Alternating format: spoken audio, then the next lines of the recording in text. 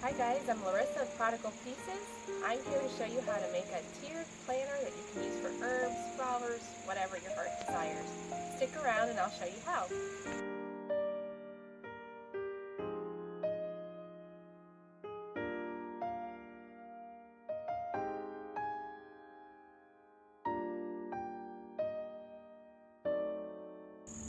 To get started, you want to head to the blog, prodigalpieces.com, where I have a list of supplies and things you'll need. You'll kind of see them as I go through the video, but you definitely want to head over there to get the full shopping list so you can head to the store and get everything ready to go.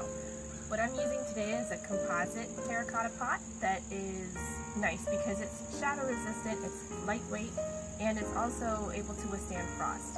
This has this nice tulip design. It's got a whitewash to it that you could totally use the way it is, but I'm going to add that little bit of French style I was talking about with my Dixie Belle paint in cotton, and then also some Iron Orchid Designs transfers, French transfers. This will be fun. Alright, let's get some paint on.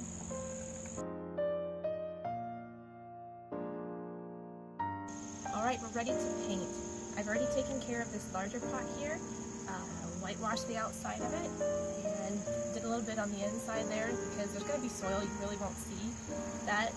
And the pots that go on the inside, I didn't worry about that, but I did the bottom because again you'll see that maybe from the bottom, but we just want to cover that up just in case. So I have left here the medium pot, and you're just going to get enough of this cotton paint by Dixie Belle on your brush to do kind of a dry brush effect. We're really wanting to focus on the brush strokes going around the pot. You get decent coverage, but it's not important that you cover every bit because we want an aged look. We don't want it to be solid totally. So go all the way around.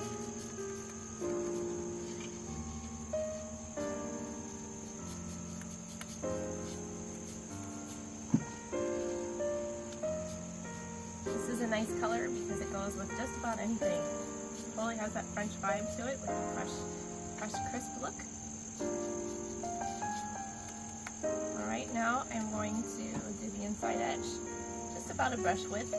I'm using my 2-inch stubby brush that I carry in my shop. It does a great job in coverage, nice flexible, easy to clean, and if you're looking for no brush strokes, it does wonderful for that as well.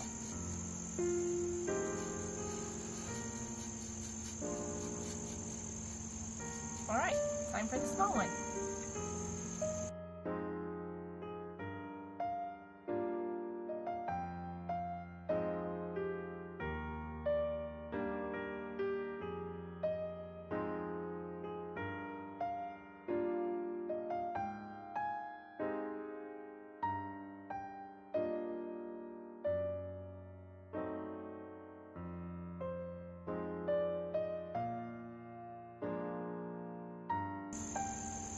Alright, we're going to let those dry for a little bit, probably at least an hour, and then I'll show you the next steps. Alright, now we have whitewashed our pots. We're ready to add our little French flair. If you can see these two pots here, I've already added the transfer.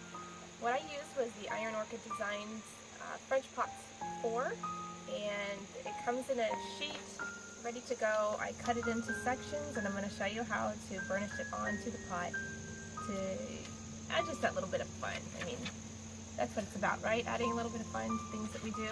So we're just going to place it in the spot that we want, and I'm just using basic masking tape. You can use painter's tape, whatever you have. Just you want to get it to where it's not going to move on you.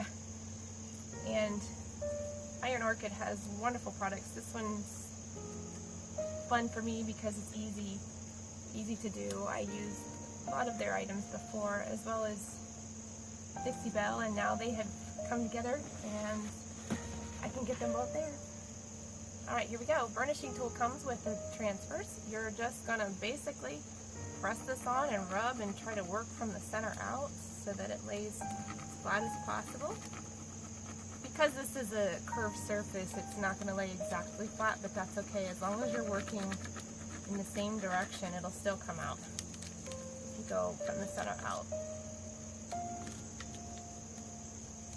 And then press firm and rub and firm and rub, and you can kind of see the top layer getting translucent as the transfer releases. from this paper here.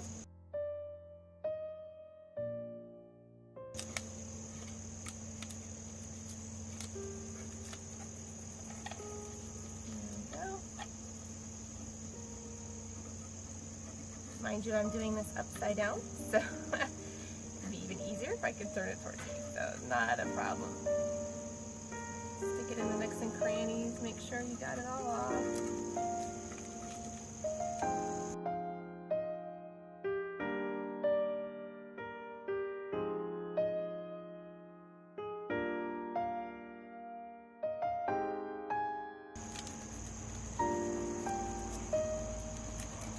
Almost done.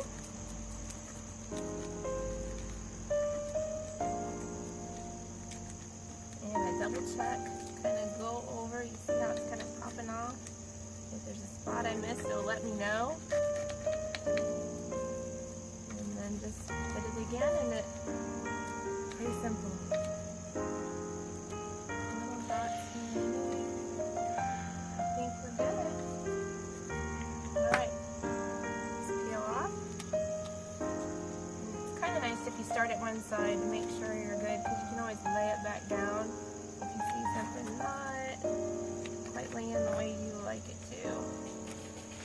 Alright, and there we go.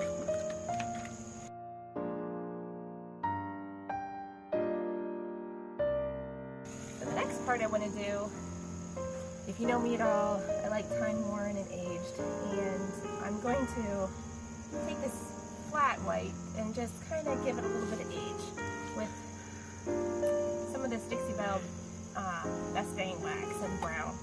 And I have a 1-inch zebra brush here, the square brush, and I'm just going to take a dink of wax and brush it off, not like this. Just kind of flicking there and there, making it give a little bit of an aged look. We're not going to leave it just like this, we will rub it off, so if you get a little bit too much, it's no worries. There's no rules.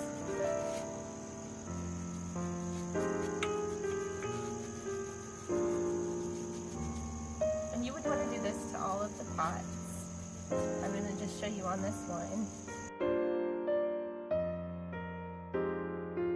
For me personally, I'm going to be using these inside, so I'm not real worried about the top coat sealing the design, but let's say you want to put it outside or just use the transfers on something else. You definitely want to seal it. There's a couple different options. There's gator hide, has a waterproof seal. There kind of has the matte finish to it, and there's also Dixie Belle has the clear coat satins, different finishes. There's different ways that you could totally go with this, but for now I'm just going to leave them the way they are with the raw finish. Now, like I mentioned, you want to get your supply list from the blog, prodigalpieces.com, to assemble this all together, but basically we have 5 pots, and I picked this size pot to put down in this one. You could use different adhesives, whatever you want to do. I'm using liquid nails in extra strength, and you could use E6000, whatever, but you're just going to run a bead along the bottom and then nestle it down inside your larger one. Make sure it's pressed pretty good. I'm actually going to add a little bit more to the outside edge, so that makes good contact.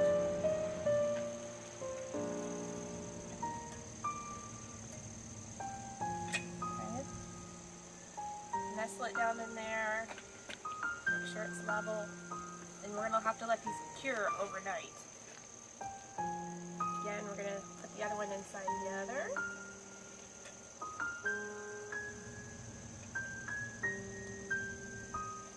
Nice good thick bead there.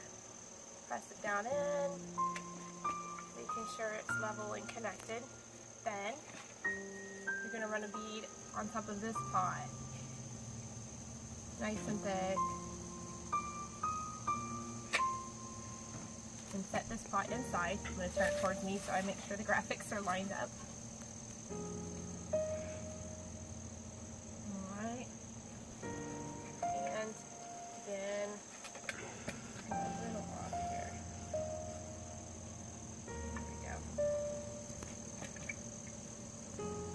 bead on the bottom of this one because it has a different edge.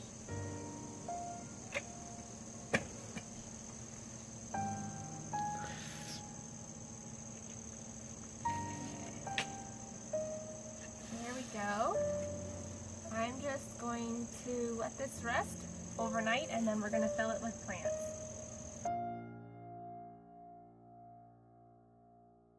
Alright, we're back. It's cured for 24 hours, and if you look, aside from the base plate, it's good to go. Solid as a rock. So now it's time to fill. I wanted to add herbs. I've got some from my own garden and some I went to the local nursery that was having a sale, and can't wait to add them in, so let's go.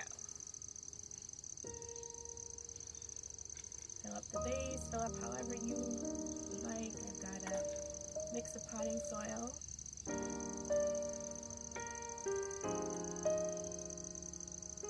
Alright, we've added our soil.